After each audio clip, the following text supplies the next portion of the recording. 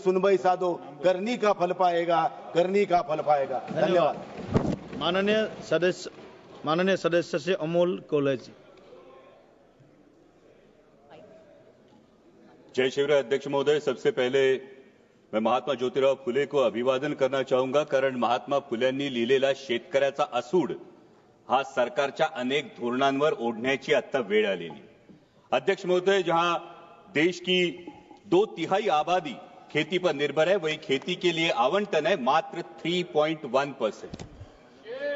Market intervention scheme हो या फिर प्राइस सपोर्ट स्कीम हो, उसके लिए आवंटन है 0। प्रधानमंत्री फसल बीमा योजना में कटौती है 23%।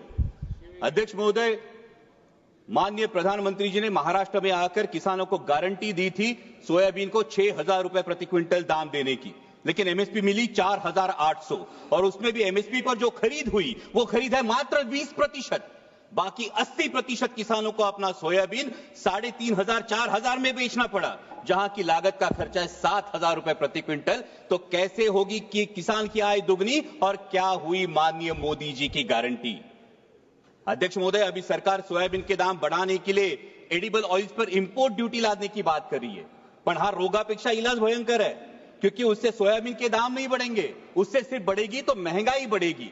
सोयाबीन के दामों पर अगर हमें असर करना है तो जो मक्के की डीडीजीएस है और जो सोया डीओसी है, जो 120 लाख टन अभी भी देश में पड़ा है, उसको एक्सपोर्ट करने के बारे में सोचना होगा। लेकिन सरकार पर पोल्ट्री और पशु खाद्य इंडस्ट्री की ऐसा क्या दबाव है कि सरकार सोया डीओसी एक्सपोर्ट नहीं कर रही है? मेरी सरकार से गुजारिश है कि कम से कम 15 से 20 लाख मेट्रिक टन सोया डीओसी एक्सपोर्ट किया जाए। और वैसा ही बहुत इंपॉर्टेंट मुद्दा है प्याज का। जब प्याज को एमएसपी देने की बात आती है तो सरकार कहती है कि प्याज जीवनावश्यक वस्तु नहीं है, लेकिन जैसे ही किसान को 4 पैसे मिलने का अवसर निर्माण होता है तो सरकार निर्यात पर पाबंदी लगा देती है, निर्यात शुल्क लाद देती है और कहती है प्याज तो जीवनावश्यक वस्तु है। अध्यक्ष महोदय, हमारे देश में कई समाज ऐसे जो कभी भी प्याज नहीं खाते। हिंदुओं में भी चातुर्मास में 4 महीने प्याज नहीं खाया जाता, तो फिर प्याज जीवनावश्यक वस्तु कैसे हुई? अध्यक्ष महोदय, अगर ग्राहक को एक औसतन अगर कंजम्पशन देखें तो 5 से 6 किलो औसतन कंजम्पशन होता है। 60 रुपए किलो में भी अगर प्याज खरीदना पड़ता है ग्राहक को, तो भी सिर्फ 300 साढ़े 300 रुपए उसका खर्चा होगा, जो आपके मोबाइल रिचार्ज से भी कम है। इसलिए मेरी सरकार से मांग है कि प्याज पर हमेशा के लिए निर्यात पाबंदी हटाकर जो 20% निर्यात शुल्क है उसे अविलंब रद्द किया जाए और प्याज को एमएसपी के दायरे में लाकर 3,000 रुपए प्रति क्विंटल का दाम सुनिश्चित किया जाए। वैसे इस बजट में बहुत सारे मिशन का अनाउंसमेंट हुआ, लेकिन बहुत सारे मिशन के बारे में नाव सोनूभाई आणि हाथी कथलाचा वाड़ा है, क्योंकि कथनी और करनी में बहुत अंतर दिखाई देता है।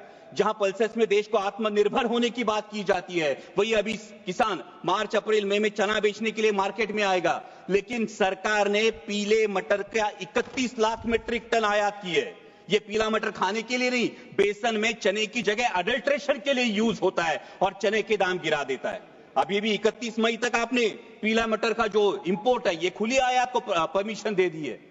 और अभी जब एक बार हम कह रहे हैं कि पल्सेस में आत्मनिर्भर करना है, वही 67 लाख मीट्रिक टन पल्सेस हम आयात कर चुके हैं।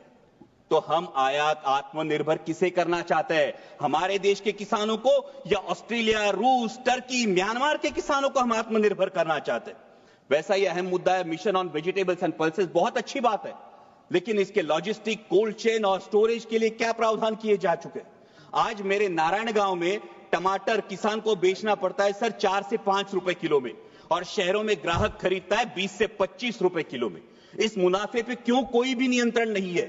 और इसका कारण है ये बिचौलियों की श्रृंखला। इसके बारे में सरकार को विचार करना चाहिए। वैसा ही अहम मुद्दा है प्रधानमंत्री फसल बीमा योजना, जो योजना बार बार किसानों के लिए कम और बीमा कंपनियों के लिए ज्यादा फायदेमंद साबित हो रही है। इस साल का प्रीमियम है सर 10,000 करोड़। बीमा कंपनियों को जो प्रीमियम मिला है वो है 10,000 करोड़ का, और नुकसान भरपाई का जो भुगतान है वो है मात्र 680 करोड़, 7% से भी कम। और सभी नियम सिर्फ किसानों के लिए। बीमा कंपनियां तो कोई नियम फॉलो ही नहीं करती। इसका मतलब योजना किसानों के लिए, पैसा सरकार का यानी टैक्स पेयर का, और भला हो रहा है बीमा कंपनियों का। इसे मराठी में कहते हैं आंधळ दळते आणि कुत्र पीठ खाते।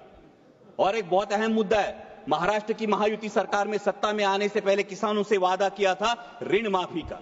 सरकार के इस आश्वासन की वजह से किसान अब ऋण माफी की तरफ आस लगाए बैठे हैं और मार्च एंड होने की वजह से बैंक किसानों के पीछे रट लगाई है। आज महाराष्ट्र में हर दिन 7 किसान आत्महत्या कर रहे हैं। क्या कृषि प्रधान देश के लिए ये सम्मानजनक बात है? और अंत में 2 ही मुद्दे सर। अभी अमेरिका में सत्ता परिवर्तन होने के बाद अमेरिका ने कहा है कि भारत ने अपना एग्रीकल्चर मार्केट अमेरिका के लिए खोलना चाहिए और इससे भारत के किसानों के पे एक बड़ा संकट मंडरा रहा है। लेकिन सरकार ने अभी तक इसमें कोई स्पष्टता नहीं दी है, क्योंकि अमेरिका का किसान सोयाबीन का जो उत्पादन लेता है अध्यक्ष महोदय, वो 30 लाख क्विंटल पर हेक्टर लेता है, लेकिन हमारे देश का किसान सिर्फ 10 लाख क्विंटल पर हेक्टर लेता है। क्योंकि अमेरिका के किसान को जेनेटिकली मॉडिफाइड जीएम वैरायटी लगाने का अधिकार है, हमारे किसान को नहीं। सरकार जो एडिबल ऑयल इंपोर्ट करती है वो जीएम वैरायटी का चलता है, लेकिन किसान जीएम वैरायटी की फसल नहीं लगा सकता। तो कैसे होगा? जहां अमेरिका अपने किसान को सक्षम कर रही है, वही हमारे विश्व गुरु देश का किसान अभी भी एमएसपी के लिए जूझ रहा है। सर, प्रधानमंत्री जी ने एक बहुत प्यारी बात कही महाकुंभ के बारे में वक्तव्य देते वक्त। उन्होंने कहा कि नदी उत्सव मनाना चाहिए, लेकिन ये नदी उत्सव नदियों का खोलीकरण, रुंदीकरण और पुनरुज्जीवन होगा, तभी असली नदी उत्सव होगा। सर, महाराष्ट्र में कैलाश नागरे जैसा एक युवा प्रगतिशील किसान अगर खेतों को पानी नहीं इसलिए खुदकुशी करता है, तो क्या ये हमारे पॉलिसी पे तमाचा नहीं है? सर, आज हर कोई बहुत सारी चीजें खोदने की बात हो रही है, लेकिन डैमों में जो मिट्टी जमा हुई है सर, 30 से 40% कैपेसिटी हर किसी डैम की कम हुई है। शायद उत्तर भारत में इसका प्रमाण और ज्यादा होगा, लेकिन इसकी मिट्टी खोदने का कोई प्रावधान अब तक किया नहीं। अंत में इतना ही कहूंगा सर, मैं सरकार से गुजारिश करता हूं कि हमारे देश को, किसान को पर्याप्त पानी, अच्छी क्वालिटी का बीज, उत्पाद को सही दाम और इंटरनेशनल मार्केट में कंपीट करने के लिए फ्री हैंड दीजिए। वो सरकार के कथित 17 रुपए दिन के सम्मान का मोहताज नहीं। और जाते जाते इतना ही कहूंगा, मस्जिद के नीचे तुम मंदिर क्यों ढूंढते हो? मस्जिद के नीचे तुम मंदिर क्यों ढूंढते हो? भविष्य की ओर देखो, तुम इतिहास पर क्यों लड़ते हो? ठीक है, धन्यवाद। वो लड़ाएंगे भड़काएंगे, वो लड़ाएंगे भड़काएंगे, लेकिन राष्ट्रहित का रुख तू कर। किसानों के हित में हमेशा इंसानियत की बात तू कर, इंसानियत बात तू कर। जय शिवराय, धन्यवाद।